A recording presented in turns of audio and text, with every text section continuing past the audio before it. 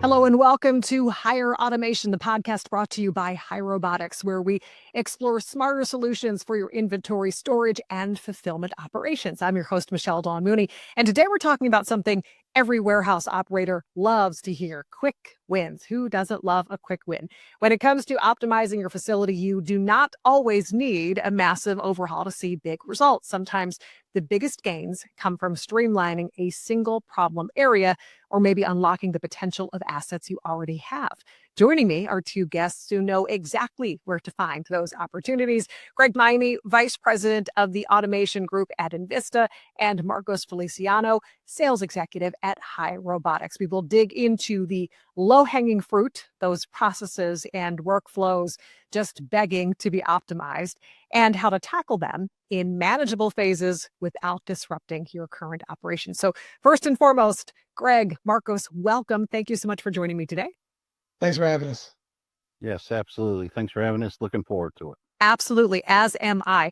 Before we get started, maybe starting with you, Greg, can we get a brief bio, please?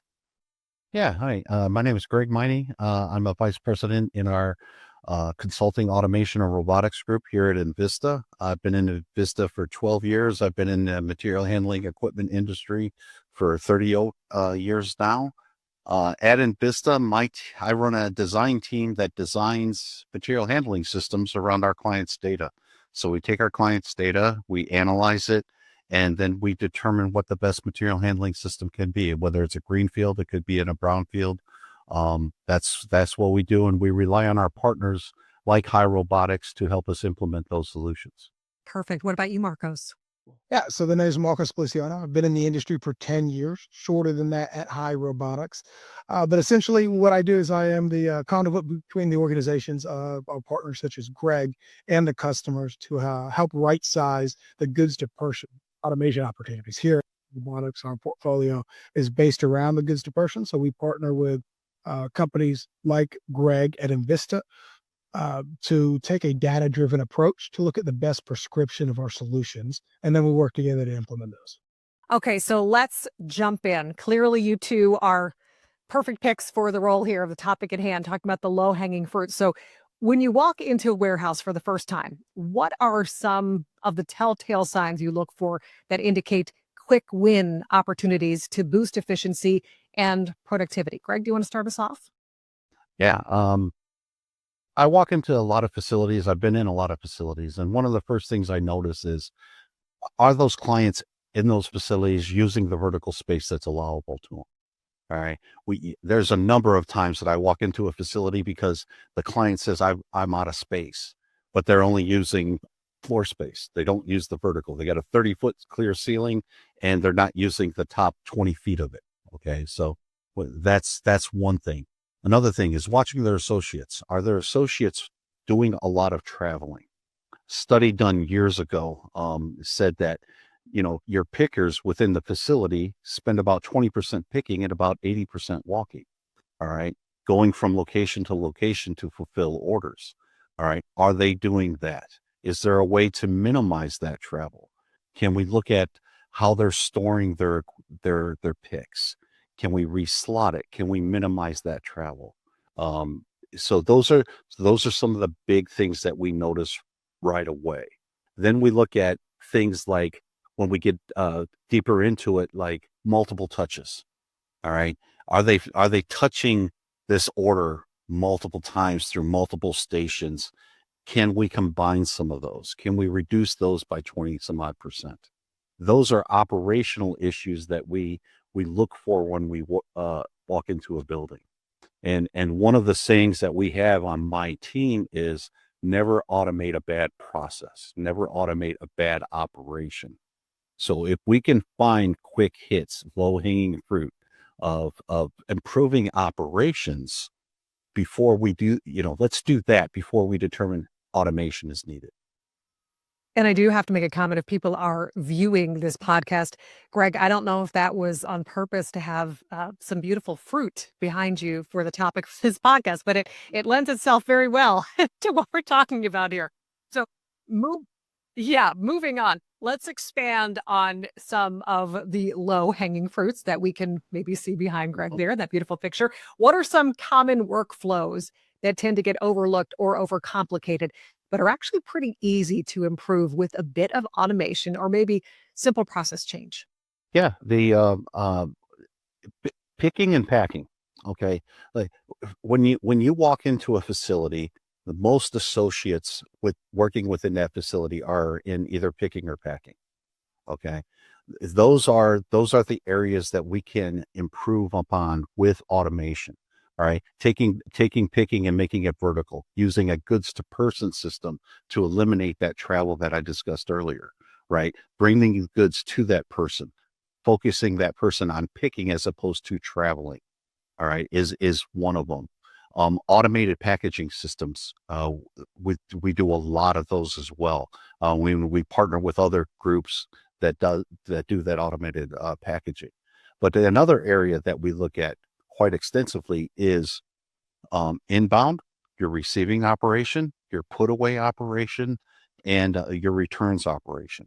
All of those, depending on the scale, depending on what the data is driving us to, are all candidates for automation.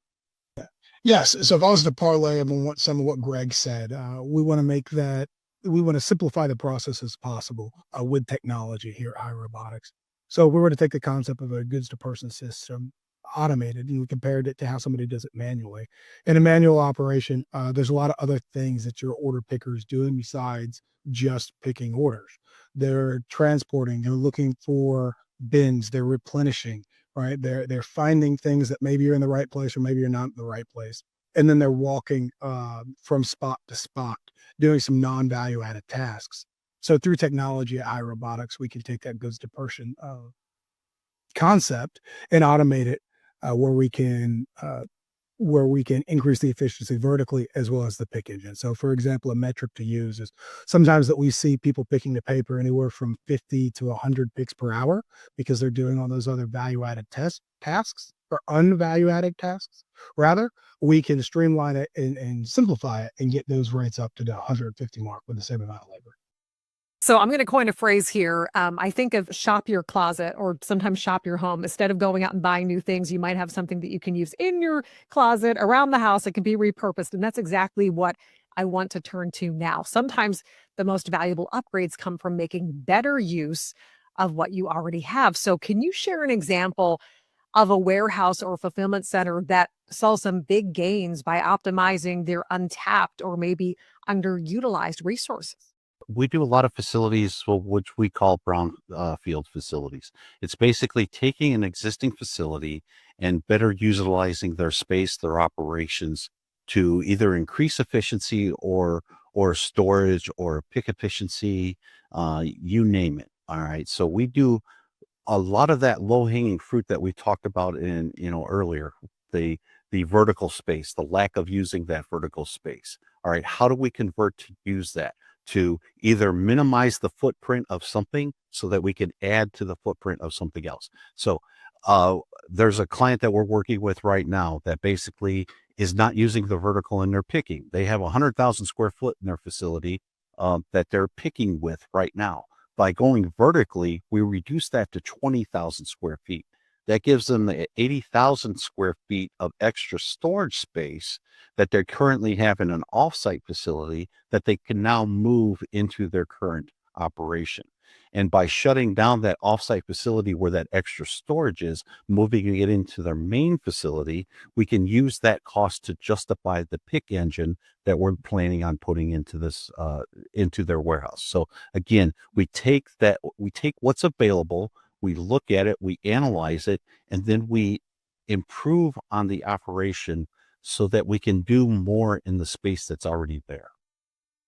And a lot of times we've been approached by a client saying we need a bigger building, we need to do something else, we need to build another building.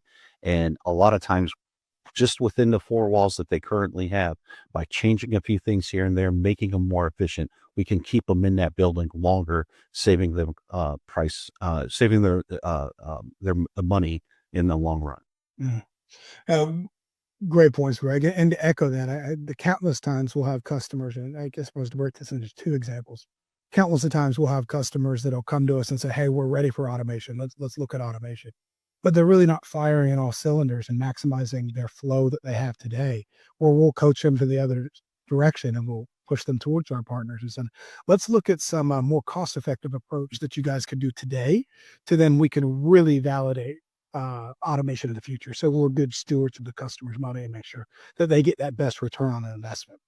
I think another approach that we see often is customers, once they outgrow things and when they have automation, to accommodate that growth that they're having, well, eventually they run into constraints there. And we work with customers to say, changing some of the way that they process their SLAs and for the viewers, essentially their portion of time that they handle their peak volumes.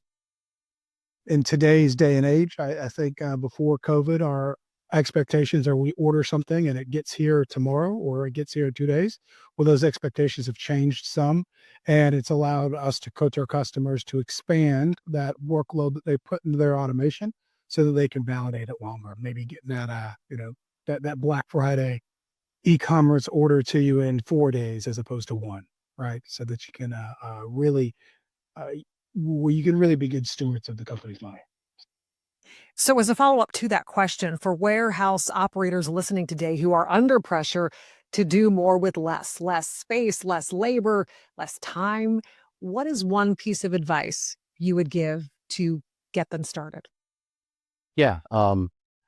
Basically echoing what Marco said, look for pain points, look for areas of strife and things like that are basically you can get some quick wins at, because automation, robotics, those implementations take a long time to implement.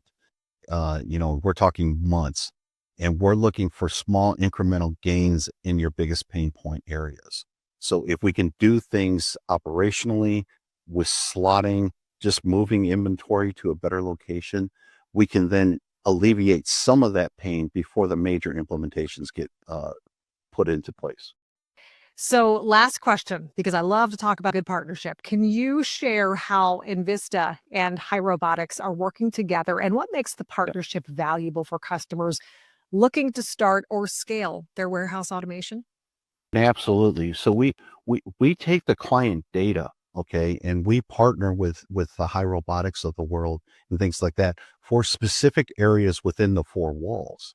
All right. The High Robotics is a great vertical picking engine, but it needs to be supplemented with other pieces and parts to make the overall operation complete for the client.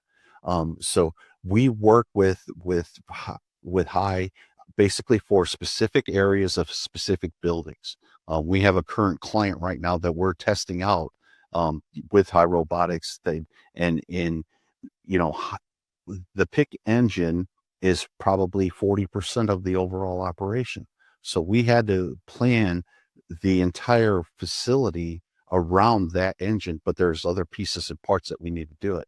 And one of the advantages of working with High Robotics is our clients give us a threshold, a date. All right. We need to grow them out to, let's say, 10 years from now, 12 years from now.